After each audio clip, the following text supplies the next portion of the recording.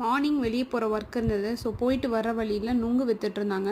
ஒர்க்குக்கு போகிற வழியிலே பார்த்துட்டேன். வர்ற வழியில் வாங்கணும்னு சொல்லிட்டு கண்ணு ஃபுல்லும் ஹாட்டின் தான். அதை பார்க்கும்போதே எப்படா வீட்டுக்கு வந்து சாப்பிடுவோன்னு டெம்ட் ஆகிடுச்சு.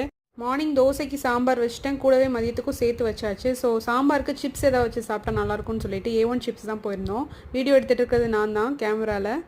ஃபர்ஸ்ட் டைம் பொள்ளாச்சியில் A1 சிப்ஸ்லாம் பார்க்கும்போது எனக்கு ஷாக்கிங்காக இருந்தது. பட் அட்மைரிங்காகவும் இருந்தது.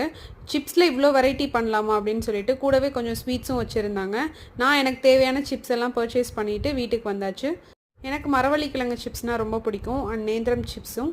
நேந்திரம் சிப்ஸ்லேயே நிறைய ஃப்ளேவர்ஸும் வச்சுருக்காங்க. எனக்கு பிடிச்ச flavour Lime with onion. So அதையும் பர்ச்சேஸ் பண்ணிவிட்டு வீட்டுக்கு வந்தாச்சு.